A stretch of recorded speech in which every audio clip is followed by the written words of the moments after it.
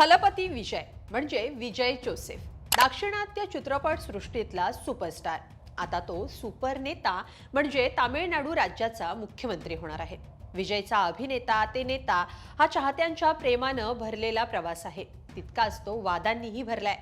घटस्फोटाची चर्चा असो की प्रॉपर्टीची, आणि आयटीची धाड असो की आई वडिलांवर थोकलेला दावा, विजय जोसेफ नावाला प्रसिद्धीच्या वलया इतकीच वादाचीही किनार मिळाली आहे. एक नजर टाकूया विजयच्या आयुष्यात आलेल्या काही वादांवर.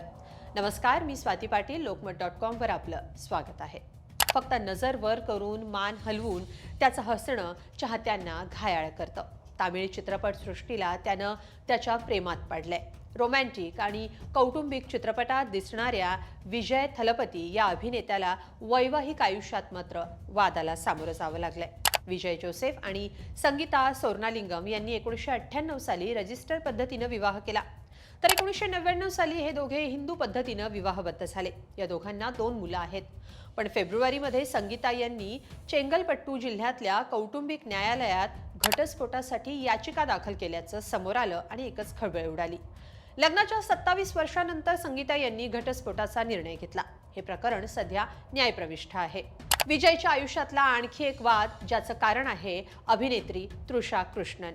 विजय यांच्या पत्नीनं घटस्फोटासाठी अर्ज दाखल करण्यामागं विजय यांचे विवाहबाह्य संबंध हे कारण असल्याचं बोललं जात आहे. विजयची पत्नी संगीता हिनं विजयचे अभिनेत्री तृषा कृष्णन हिच्यासोबत विवाहबाह्य संबंध असल्याचा आरोप केल्याची माहिती समोर आली आहे. यामुळं विजयच्या वैयक्तिक आयुष्यात वादळ आल्याचं बोललं जात आहे. काही वृत्तानुसार याच कारणावरून विजय आणि त्याची पत्नी संगीता गेल्या 2 वर्षांपासून वेगळे राहत आहेत. या दोघांनीही घटस्फोट किंवा वेगळं राहण्याबाबत अधिकृत निवेदन दिलेलं नाहीये.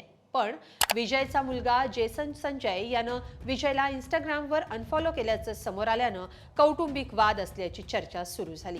एकीकडे घटस्फोट आणि विवाहबाह्य संबंधांची चर्चा असतानाच विजय जोसेफ बाबत आणखी एक मोठी बातमी समोर आली. त्यानुसार विजय पत्नी संगीताला तब्बल 250 कोटींची पोटगी द्यायला तयार असल्याचं बोललं जात आहे. तसं झालं तर या दोघांचा घटस्फोट हा एक महागडा घटस्फोट ठरणार आहे.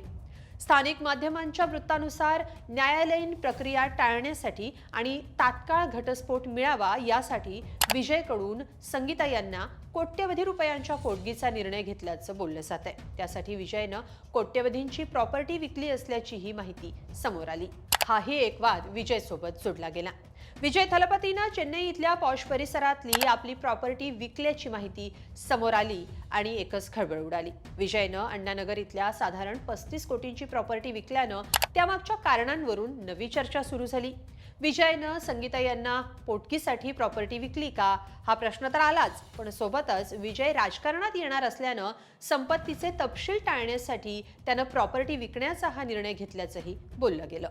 पत्नीसोबतच्या वादाआधी विजयचा आईवडिलांसोबत झालेला एक वादही समोर आला, ज्यामध्ये विजयनं स्वतःच्या आईवडिलांनाच कोर्टात खेचलं होतं.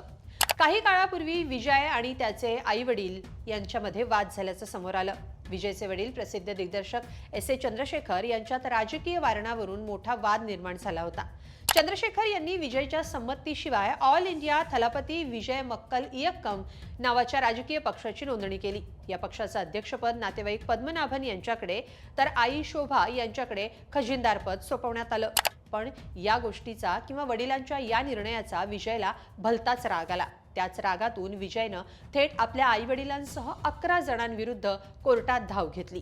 माझ्या नावाचा वापर करून कुणीही राजकीय सभा किंवा गर्दी जमवू नये अशी विनंती त्यानं कोर्टाला केली. या वादामुळं वडील आणि मुलाच्या नात्यात मोठी दरी निर्माण झाली होती. पण काळाच्या ओघात हा रागही विरून गेला. विजयच्या आयुष्यात एका महागड्या गाडीमुळेही वादाचं वादळ आलं होतं. 2012 साली विजय जोसेफ यानं एक महागडी गाडी मागवली होती, पण त्यानं या गाडीवरचा कर चुकवण्याचा प्रयत्न केल्याचा आरोप त्याच्यावर झाला. यावरून मद्रास उच्च न्यायालयानं विजयवर 1 लाख रुपयांचा दंडही ठोठावला होता. इतकंच काय, तर न्यायालयानं विजयला खडे बोलही सुनावले होते. कर चुकवेगिरी ही राष्ट्रविरोधी सवय, वृत्ती आणि मानसिकता असून ती घटनाबाह्य मानली पाहिजे असं न्यायालयाच्या आदेशात म्हटलं होतं. विजयला त्याच्या एका चित्रपटावरूनही त्रासाला सामोरं जावं लागलं होतं. 2017 साली विजयचा मेरसल हा चित्रपट आला होता. यात आरोग्य सेवा प्रणाली आणि GSTवर भाष्य करण्यात आलं होतं, ज्यामुळं तो वादात सापडला होता. पण न्यायालयानं चित्रपटावर बंदी आणायला नकार दिला आणि तशी बंदी मागणारी याचिका फेटाळून लावली. आता विजयचा आणखी एक चित्रपट वादात आहे. राजकीय कारकीर्द सुरू करण्यापूर्वी विजयनं जननायकन हा अखेरचा चित्रपट केलाय. पण हा चित्रपट प्रदर्शनासाठी मात्र रखडलाय. चित्रपटातले राजकीय संवाद आणि ॲक्शनच्या काही दृश्यांमुळे सेन्सॉर बोर्डानं या चित्रपटाला सर्टिफिकेट दिलं नव्हतं. पण आता विजय जोसेफ यांचा हा बहुप्रतीक्षित चित्रपट 22 जून रोजी प्रदर्शित होतोय. विशेष म्हणजे 22 जून रोजी थलपती विजयचा वाढदिवसही असतो. आता जसा चित्रपट प्रदर्शनाचा मार्ग मोकळा झालाय, तसा विजय जोसेफ यांच्या मुख्यमंत्री होण्याच्या मार्गातला अडथळाही कधी दूर होणार याकडे चाहत्यांचं लक्ष लागलंय. तुम्हाला काय वाटतं? कमेंटमध्ये नक्की लिहा आणि lokmat.com ला सबस्क्राईब करा. धन्यवाद.